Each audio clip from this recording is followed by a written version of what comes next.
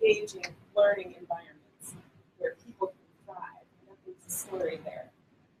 After a series of corporate downsizings, Victoria quickly identified the need to provide valuable, relevant professional development workshops designed to increase employee engagement and improve communication. She has more than 20 years' experience building training and motivational programs in varied industries throughout the United States. Her colleagues have dubbed her the people whisperer for her innate ability to connect with professionals from all corporate and organizational arenas. Please help me welcome Victoria Gaulrapp. Thank you, Dan. Thank you, everyone, for being here. And thank you for having me back. So this is my second go-around with Boost Biz Ed. It's a great group. And one thing I really like about it is that you have the networking component, but you also have some form of teachable moment. So I'm very excited to be back. Thank you so much for having me. You should all have some handouts in front of you. Use them however you would like. I'm a fan of leaving something behind you that you can take notes on if you so choose. Okay. All right, everybody has stuff. All right, so we have a limited time. This is something I normally spend about 2 hours talking about. We go pretty deep when we talk about generations. But for today, due to the nature of the group and its intent, I do want to talk about one specific component with the different generations. And the subtitle here, How to Seal the Deal with Different Generations. We can talk and talk and talk about generational communication and differences. But what do you do with that? How do you influence someone of a different generation when you are trying to get something, to seal the deal, to sell them an idea, to influence them, to make a decision a certain way? Okay? Any questions you have, please let me know. We can save them for the end. We can be very interactive here. This is your time. Okay? All right. So what is the big deal? Okay, a lot of folks say, oh my gosh, you are beating a dead horse already with this generational stuff. Well, the reason people keep bringing it up is because it's so important, and some things are just being missed, okay? So when we talk about generational differences, it is more than just a trendy topic. It is more than just a buzzword. Some people, they don't want to use the N word. They don't want to, oh, those people, the N word, don't say it. You know, there's a reason that this is still stirring with people in business and in corporations. So it's more than just a buzzword. It's more than just a cool thing to talk about right now. Client and business relationships are often lagging and struggling because of generational differences. We can agree to disagree on a lot of things. We're always going to have conflict. We're always going to have differences. But the differences between the generations and how they communicate and how they work together is really causing a lot of rifts in business and work. So we'll work through some of those things today. And then bottom line right there, not a lot of folks like conflict. They shy away from it. Oh, I'd rather just avoid it. Let me just take a vacation or go to the coffee maker. Let me just backpedal my way out of this. I don't want to deal with conflict. So generational misunderstandings do often lead to conflict. So hopefully today we can give you some tools that you can walk away with to make sure that this doesn't happen, to make sure that you have better communication, and to make sure that you can get what you want when you need to from the different generations that you're working with. Okay? Ready? Are we ready? Ready. Okay. All right. Here we go. So here's what we're going to talk about. Now we happen to have a generational expert in the room with us today, and we've had many conversations about generational differences and the components that go into them. So for purposes of today, I'm going to discuss the 3 primary generations in the workplace. And when I say workplace, I mean primarily corporations and small business. Okay? We're going to talk about the characteristics that each generation identifies with. We are going to discuss, there are a few influencers that impact every generation, no matter what the generation is. There are 5 key things, so we're going to talk about those. We are going to look at key behavior styles, not to label someone, not to put a stigma on it. Oh, well, they act that way, so they must be a boomer. Oh, they said that, they must be a millennial. We don't do that. We try not to put labels on people or put them in boxes, but there are some key behavior styles that each generation participates in just based on how they were raised and where they come from. And then we're going to talk about how we can close each generation that we're talking about today in a sales situation. Because we've got some entrepreneurs in this room, right? Small business owners. And you're probably not going to talk to a baby boomer the same way you're going to talk to a millennial, depending on the situation, or an Xer versus an iGen. Okay, so we're going to talk about that toward the end. All right. So let's start by talking about today's working generations and their identifying characteristics. But before we do that, what the heck is this? Who are these people? This is an old-looking black and white photo. This cute little couple here. In the background, it says Copa. Does anybody know what that is? Copa?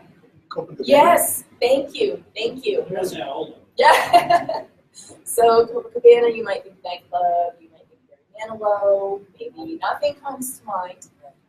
So the building in the background is the Copacabana in New York City, not the original. The original is no longer there. The folks in this photo, I know that this photo was taken in 1960. This was their first wedding anniversary at the Copacabana. It was a favorite date spot of theirs. And I know this because these are my parents. Joyce and Vic, they are no longer on this planet.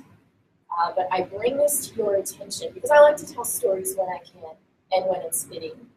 But I have had a number of folks approach me and say, gosh, Victoria, what qualifies you to talk about this?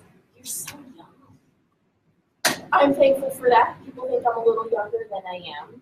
However, when I share my story with people, Joyce and Vic, my parents, were of the silent generation. A generation we don't really talk about anymore. I am the youngest of 6 children. My oldest sibling is old enough to be my mother. So, if you want to talk about a music collection, I've got an amazing music collection. Records, CDs, digital stuff, turntable even. But I tell you this story so that you know this isn't just some fluffy thing that I enjoy talking about because it's fun. It is something that I can truly get behind from personal experience. It was quite the upbringing. So, all right. What is going on here? Okay, we've got a little bit of humor, maybe some confusion. This gal up in the left corner, that's a telephone with a cord, and the lower right-hand button, she's like, what is that thing? It's like a tic-tac-toe board, right? Do you remember that? Do you remember phones like this? Yeah, yes, a pound sign. Exactly. So, someone who's a boomer or a Gen Xer knew it as a pound sign. Some people said, oh, the tic-tac-toe board on the phone. Millennial, even younger generations than that, it's a hashtag, right? The bottom graphic here, 2 kids playing a game. The dad must be questioning them. Tic-tac-toe, no, we're playing hashtag. So it just shows you over time how things have changed. Now, just for fun, what's this orange thing? Cuber. Yes, thank you. It's Dawn, correct? Yes. All right. What is it? Cuber. It used to be a big Hubert. Hubert. So the letter Q. Hubert. His name is Hubert. One big nose, 2 little feet. He was from the 80s. So a Gen Xer can completely identify with what we felt was one of the greatest video games ever. This was before Nintendo.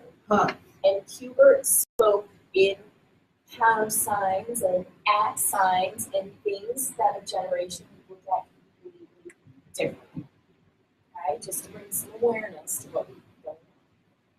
Hubert.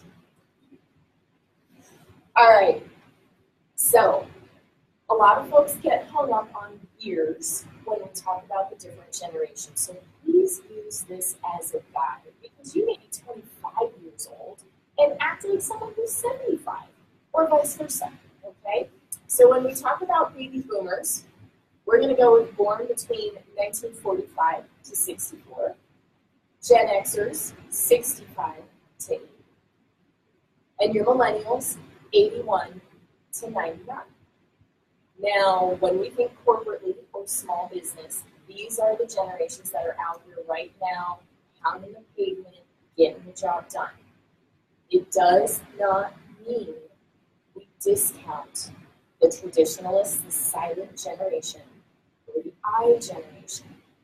Okay? There are very few traditionalists out there working, pounding the pavement on a Small regular businesses basis. that I would say that I would make the difference. Yes, yes. Because and I these people agree. just don't want to quit. I'll be like that. Right, exactly. We're actually going to touch upon that, the work ethic, what's going on in the working world.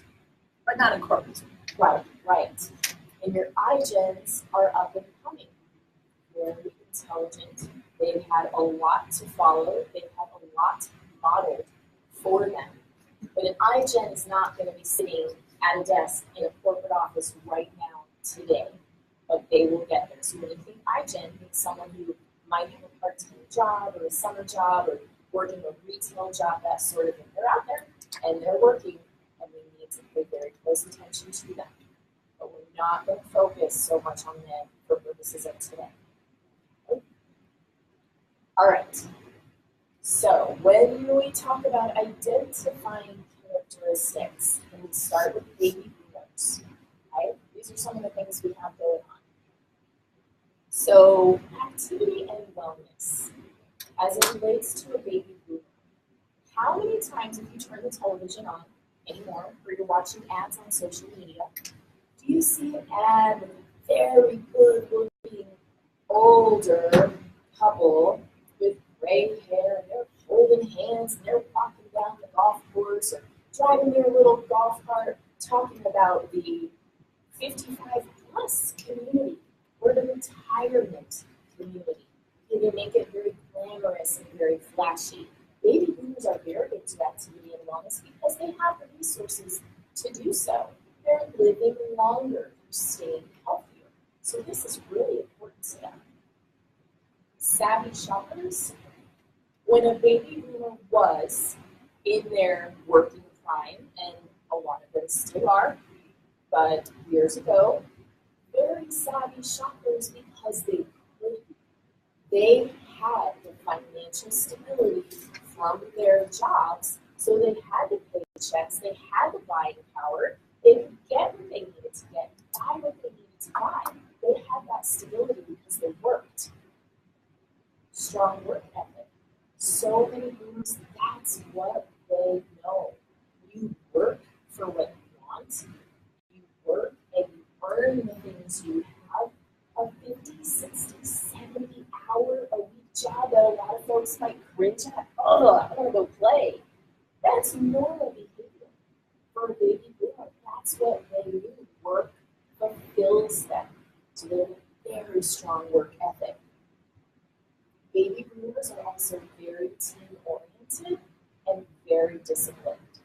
And when I say team-oriented, for those of you who can think back, even if it's through a family story or experience or a movie, the guys, okay, they went out there on the football team, they played to win, and they won together. They earned that trophy together. They went to work, they showed up on time or early, they worked the day, they stayed late, they pounded the pavement. Baby boomers' work ethic is phenomenal. It's what they do. They are the generation that I refer to as the original trophy generation. We've heard be called the trophy generation. We'll get to that in a second. I would consider baby boomers the original trophy generation because they earned it together, goal-oriented team. Okay? Now, Gen X, self-sufficient. What word might come to mind? Latchkey kids. Thank you, Joyce. Children with divorce. Yes. So Gen X was really the first generation that saw their parents getting divorced, or at least it was put out there that their parents were getting divorced.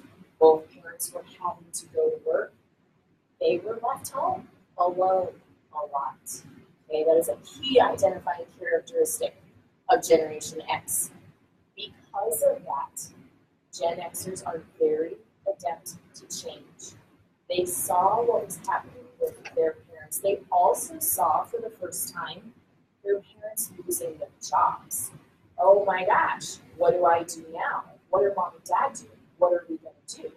They saw so many changes. They had to be flexible because it was something that they hadn't experienced before they became survivors, very independent. Gen Xers made it very clear that they value what I call work-play balance. I don't use the term work-life balance because we are all living life, but rather than work-life balance, work is a component of life, but work-play balance. Gen Xers really have the mindset, I don't play games at work, I don't deal with the red tape and the politics, I'm going to work so that I can go out and play and enjoy my life rather than living their lives to work. And again, there's nothing wrong with that. Just the different generations and what they were exposed to. And then Gen Xers really had to embrace technology. If you think about it, the desktop computer was a big deal for Gen Xers. The cell phones that were the size of a shoebox were a big deal for Gen Xers if they were lucky enough to have one, right? Even laptop computers that were 3 times as heavy, if not 5 times as heavy as the laptop computers that we have now, bigger, clunkier. That was the generation that really had to start embracing technology. And then we have our millennials. So our millennials, very civic-minded. They really care about the community. They really care about the environment and big world global issues. They want to have an impact and they want to make change. Millennials, highly entrepreneurial. Who did they have? Who did they have to watch as they were growing up that would make them very entrepreneurial? Who did that? Okay, give me some big names for mom and dad. Famous. Zuckerberg. Well, yes. Oh. Steve Jobs, Mark Zuckerberg, they watched that. They got to see that model of behavior. And those folks just went out on their own. They thought, I'm not going to get anywhere within a cube. I'm going to go create my own destiny. I'm going to step outside of the corporate cube and find success a different way. That's what millennials have been able to watch. The next one, a lot of millennials get a lot of heat for being an awesome multitasker. So, any of you in the room, what do you think about folks who multitask? How does that make you feel? Like, pay attention to me, or oh my gosh, they are so efficient. What goes through your mind? They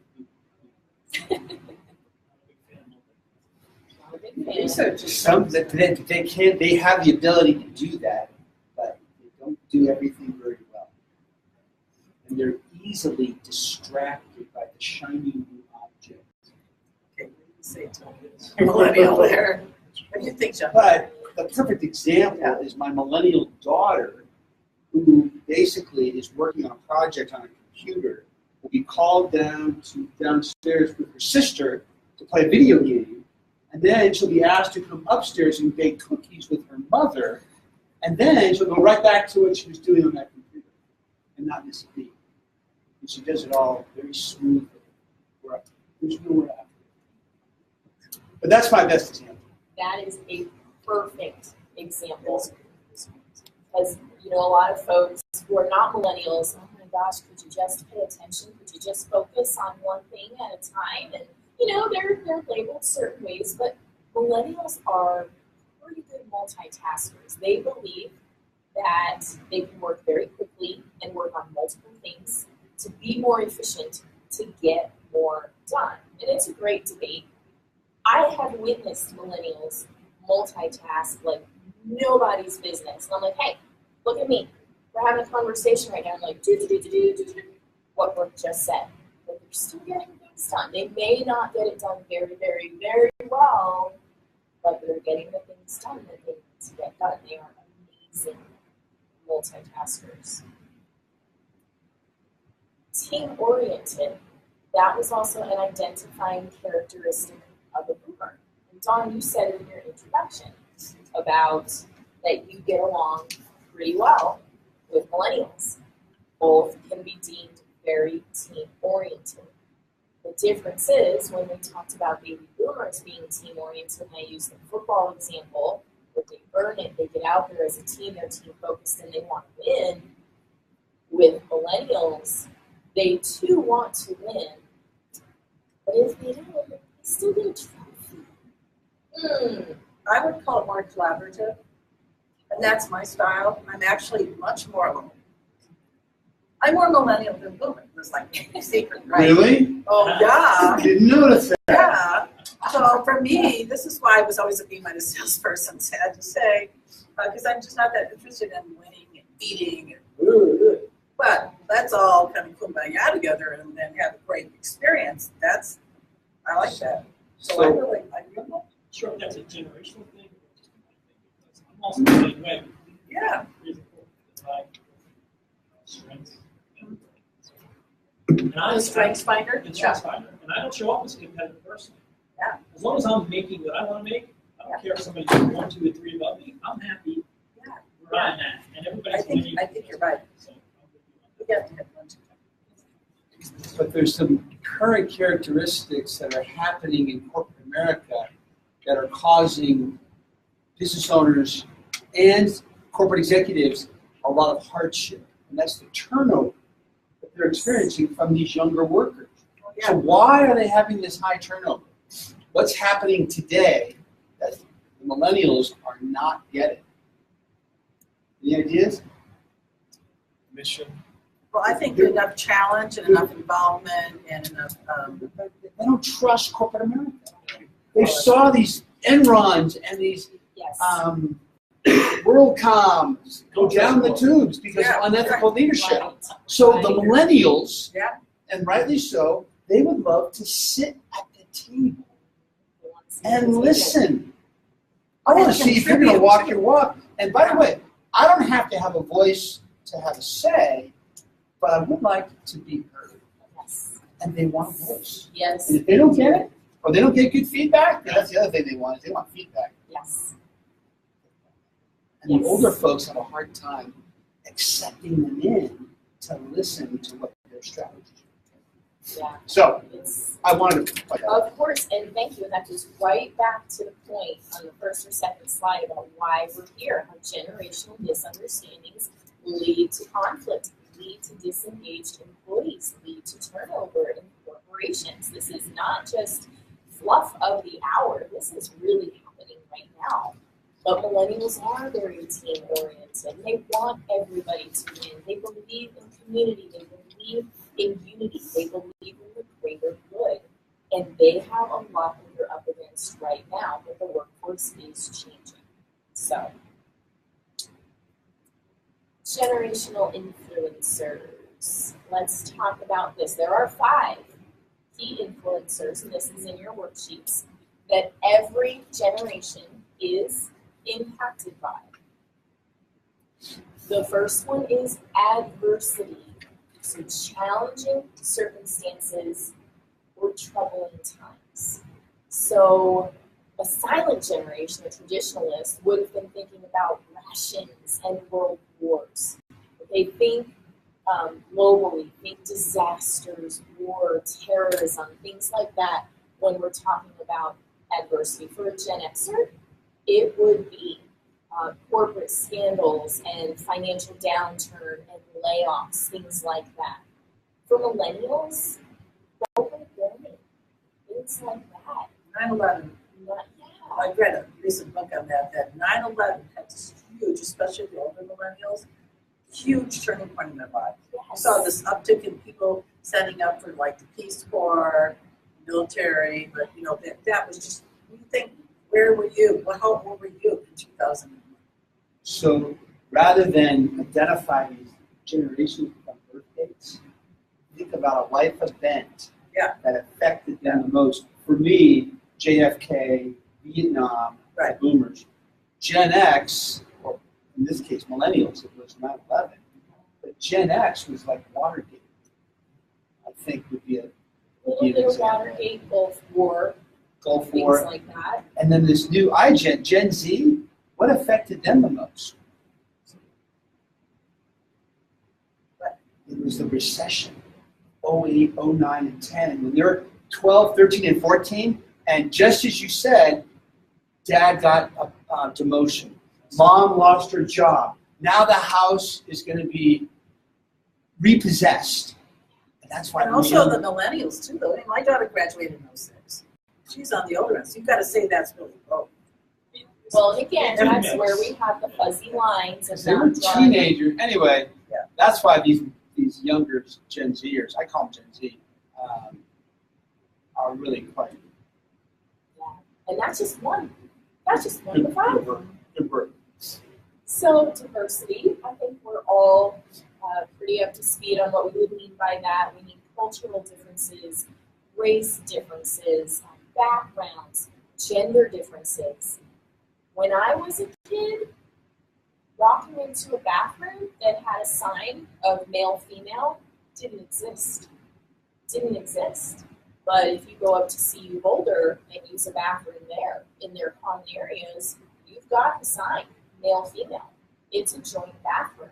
Diversity today, a lot of it is focused on gender differences, something that we weren't talking about 15, 20 years ago, 10 years ago even.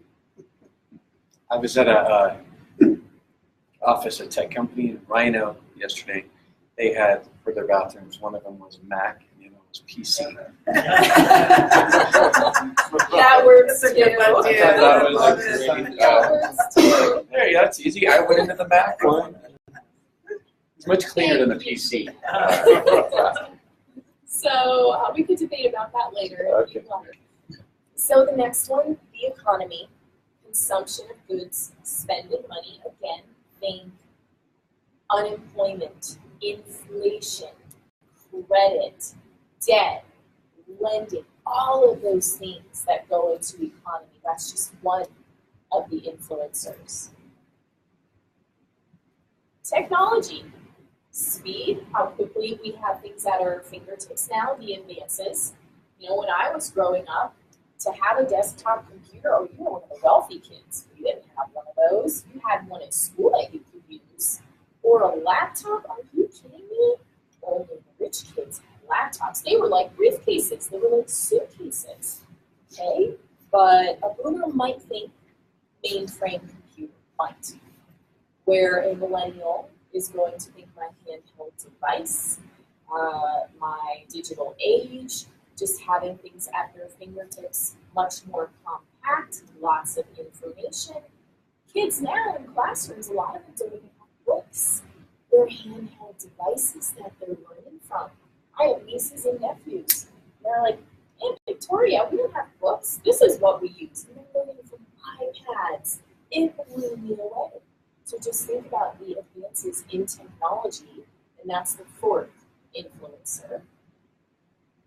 And the last one, complexity. For some, this is a blessing. Oh my gosh, I have all of these options now. I can do this, I can go here, I can talk to this person, I can do 80 things at once. And other people, the more complex you make it, they'll shy away and they may fall behind if they don't get on the bus and embrace the different complexities of life right now. So, but if you think about it, at our fingertips, for those of us in business, we can conduct business globally, based on our smartphones, on our smart devices. So some folks, they look at the complexities of life and they get a little nervous. Other folks, they love it and they embrace it and they move forward and they're already waiting for the next best thing before the one that they're working with gets up to speed and everybody gets on that bandwagon. Okay? So there's no right or wrong here. Where you are from and how you were raised and the generation you were raised with and by, there's no right or wrong. But you can see as we're talking through these, and we talked about 9/11, we talked about Watergate, things like that, the war, the Gulf War. Yeah, I have friends who don't even know what the Gulf War was. And they're like, oh, you are old. I'm like, thanks, not really. Just different things that we can relate to that help shape who we are. So, recognizable behavior styles, as we've been talking about this, have things been coming to mind for you? Like, oh yeah, I tried to work with that person. I tried to secure that contract. Oh, maybe now this is why they do the things they do. Okay, there's a lot that goes into this, but to give you a very quick snapshot, and this is not all encompassing, but we talked about baby boomers, very career focused. It's what they knew, work, work, work, work, work. They still have fun. Baby boomers do have fun, I assure you, but very work focused. Very goal oriented and competitive. We talked about that, earning the trophy, working together, getting the job done no matter what it took. When it comes to communication, which could be another 2-hour talk on its own, boomers are very enticed by face-to-face communication. Now, some boomers will text you, and they'll ask you, would you like me to text you or call you? Okay, that's a very in tune baby boomer, because they know what's up. They know what's going on. They know that they have to adapt their preferred style. And this isn't to say all baby boomers are hardcore face-to-face communicators, but a lot of them are. Hey, come down to my office at the end of the day. Let's talk about this. They told me when I started this one job, stop coming around, Joyce. You could have just emailed me. Yeah. Listen, you're right in the next Exactly. cubicle. No, you should have emailed me. I'm like, okay then. Exactly. But that was hard. That was Yeah. weird. Yeah, so big face-to-face communicators, baby boomers. Gen X, they like to embrace creativity. Why? Because they had to.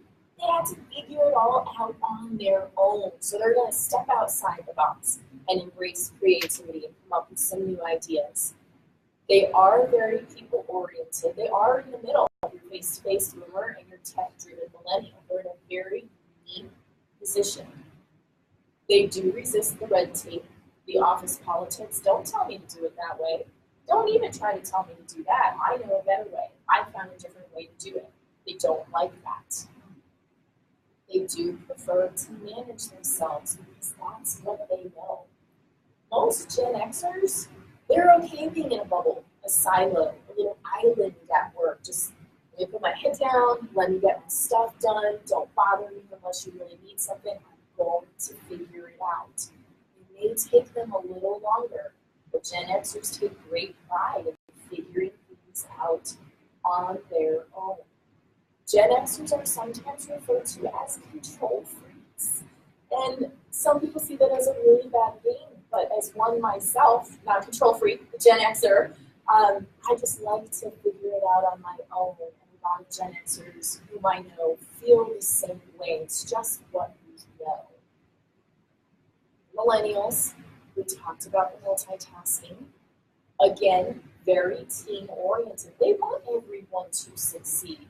They want everyone to win together. They're not really of the mindset so much win-lose. It's let's see how we can collaborate, as Joyce said, and bring everything together. So they too are very team-oriented. They'll say, hey, let's talk about this at my work table. Which drives the Gen Xers crazy. And I have a Toastmaster friend who was temping somewhere, and all these, team Kumbaya people, whatever, and they all wanted to get together and collaborate. She's just leave me alone. Where is the offices around here? Because see, everything was all like open office. Oh, she was so unhappy.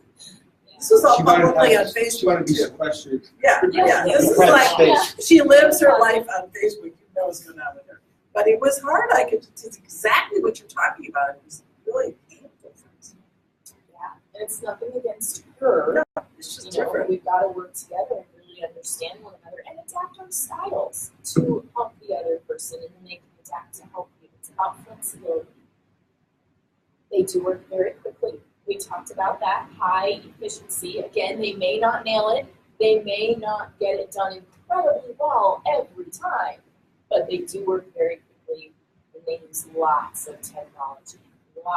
They will talk about the Snapchats or the whatever else is out there. Like, it's like, well, the sky is blue. Did you get my Snapchat?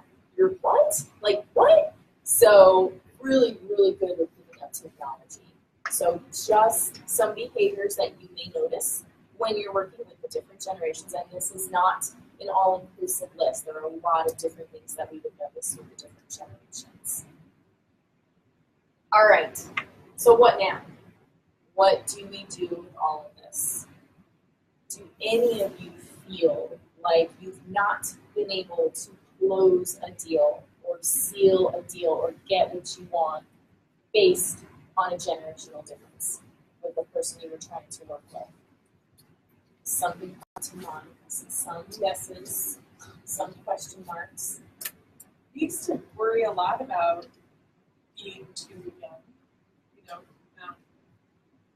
that they wouldn't think I had the expertise to help them. Yeah. What did you do? Did you shy away from approaching the deal, the situation, the contract? I tried, I just tried to look really professional. And, I just had little techniques. I was probably much more serious than I am on a day-to-day basis because I wanted to be taken seriously. Yeah. I would push back on the word close. The word close is an old-fashioned, in-your-face sales guy. Close the deal, man. And I like the word. I would get away from being closing the generation. I would want to connect with the generation. So to connect with them and understand them, you need to close. Closing won't have to happen. You will be able to be, close to them. You still want to get results. I think Of course you want to sort get of like results. it's a nuance, it's a wording thing. Right. So she's right. saying, how do you get people to sign on the bottom line? So whatever you want to call it, but that's not just, I connect with those people, they gave me money, no. It's some, not enough, right? But I can connect to the cows come home. Yes, my former manager, Joyce, we're done with the report part of it. For example, Yes. a lot of younger people in their early to mid-20s, just out of college, brand new into whatever, they don't know how to communicate. That's like And so I recruit these younger people primarily, closing the generation, to join. These young people have done good. Attorneys, sales reps, office managers, it's amazing. So I connect with these young folks, get them to come to Toastmasters, just try it out, see what you think. Yeah, which is kind of a separate but related conversation. It is separate, but What we're talking about. Right. anyway. Okay. All right. So we just asked this question, but I want you to think about yourself. What might these three generations be driven by, and what would motivate them to work with you or to buy from you? So we just touched upon that. To just think about your path, your journey, and now moving forward, maybe there's something that we're going to talk about in the next few minutes that can help you as you move forward, working with the different generations. Just something to keep in mind. So baby boomers, again, approximately this age range. Something with generational stuff that we talk about is always changing. You've got to update your information. So baby boomers, the original trophy generation, as I like to say, they earned it. So the first thing you want to do when working with a baby boomer, and I'm not promoting, hey, how old are you? What generation are you from? We don't want to go that far necessarily, but you can kind of get an idea based on their behaviors and what they're talking about, what generation they may fall into, or how they behave. So acknowledge what they've earned. If you're sitting in their personal space, you're probably going to see plaques or trophies or awards or books or photos with people that meant something to them. So acknowledge the things that they have earned. Show them that you're paying respect to what they have done. They do like teams, so be their partner. Win the game with them. But very important to focus on how you add value to them. Doesn't mean that it's always all about them, but your baby boomer commitment, security, strong work ethic, loyalty, trust. I'm going to shake your hand, and that's going to seal the deal. And it did. You didn't need lots of fancy, well, what if, an attorney this, and contract that. A lot of times you didn't. There's a lot of trust there. Isn't 3 and 4, I'm just to be a devil's advocate for it, true no matter how old they are? I'm sorry. How is this different? Points, adding value, trusting. I'm just having a hard time seeing how that's really that different by the age group. We'll get there. Okay, I promise. So focus on how you add value to them because that is important to them. And then bottom line, if a baby boomer trusts you, they will do business with you. If you are a realtor and you're trying to sell homes or you're selling cars or you're a financial advisor and you're trying to guide them which retirement plan to take advantage of, if you have heard their story, understand what they've learned, you know their background, you get them and they get you, you've got that face-to-face communication. If they trust you, they will do business with you, so it is okay. After all of that, to tell a baby boomer what to do, and not in a manipulative or harsh way, but tell that baby boomer what you really think they should do. That's okay because you've earned their trust and you've shown that you're committed to them. So when we talk about Gen Xers, the latchkey kids, do not tell a Gen Xer what to do. If you tell a Gen Xer what to do, they are going to tell you where to go. Okay, so don't tell a Gen Xer what to do because they have figured it out all on their own for their whole life. Don't push them in any way. Base the information that you're giving them on facts, on data, on research, reviews, anything that you can bring to the table because they've already done it too. More times than not, they've already done it too because Brooke touched on it. They're not just going to trust you out of the box. They didn't really have a lot of things to trust when they were growing up. So base what you're bringing to them on facts, data, and reviews. But then give them options. Door number 1, 2, or 3. Give them the options. You've done the research, they've done the research. Give them the options. See what they want to do. Tell them, encourage them to make that choice. You're not telling them what to choose, but you've mutually agreed, you've done the research, the data, the facts, you've got this option, the house on the hill, the house down the street, the house with the gadgets, the house with the home builder that has an 80-year solid reputation. What do you want to do, Gen Xer? So it's okay. Just tell them to make a choice. And then your millennials are digital natives, as they're often referred to. Do not tell a millennial what to do because they can see this as conflict. They remember together everybody achieves more, community, unity, everybody wins. So if you tell them what to do, and they're working there 8 times as fast as you, they might freak out a little bit. Oh, no, don't tell me, don't tell me. They'll see it as conflict, it will make them uncomfortable. Okay? A lot of millennials do not handle conflict well, right? Be to the point. They work very quickly. Give them the tools. Do not waste their time because they're just going to be on to the next thing. They might tune you out. We've got to be patient when working with millennials. Again, they are focused on multiple things at one time. You're probably not their priority. You're probably not going to be top of mind for them all the time. But it's okay to chip away at them. Hey, I'm still here. Hey, did you get my text? Did you get my instant message? Okay, so let them know you're still there. Stay fresh in their minds, but be patient with them because they are working on a million other things at the same time. Peer opinion is very important. to millennials. So if you are in a situation to offer this up, do it. You know, My daughter got married. She wouldn't go anywhere that didn't have a bunch of Google reviews or what people said on Facebook. yes. So she wouldn't even touch a photographer or anybody that wasn't publicly reviewed. Yeah, other people's opinions really do matter heavily to millennials. And again, that's not a bad thing. They're just part of their environment. And especially with social media now, Yeah. all of the different things out there. You can look on Facebook or Instagram or pull up reviews, go to Yelp, ask your neighbors, ask your friends, ask your colleagues, ask your classmates. What do you think? What would you do? Would you buy that one because of the bells and whistles, or would you buy that one because it had a stronger reputation? Or would you buy that because that's what your parents do? They're just constantly looking for something from their peers, just as a backup. Yeah. So, and again, it doesn't mean that's wrong. But if you can, depending on what you're offering, offer that up to them, depending on what you're trying to sell. Okay? So with millennials, they're smart. So are the other generations. But millennials, they have everything at their fingertips right now. We all do. They embrace it and they rock it, and they can get whatever information they want very, very, very quickly. Still asking other people, still looking at what they've observed.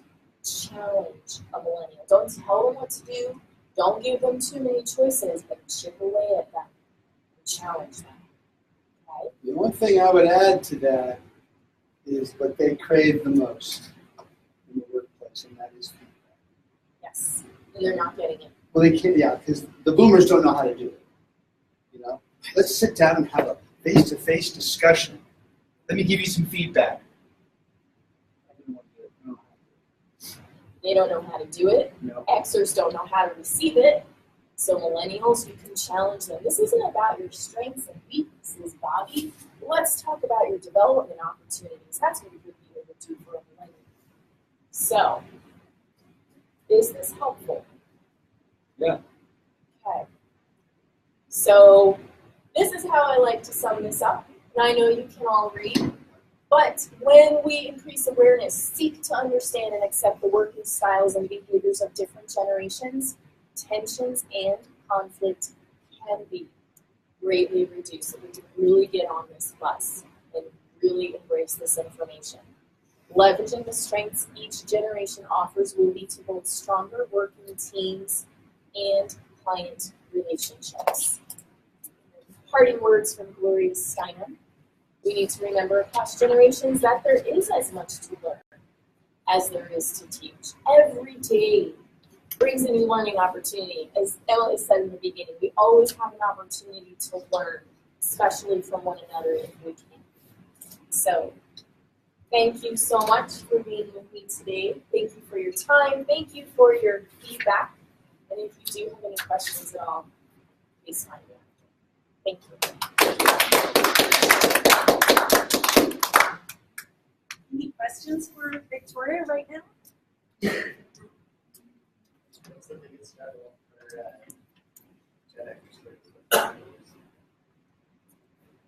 It is, from my experience and from my other Xer millennial friends, it is the working in the silo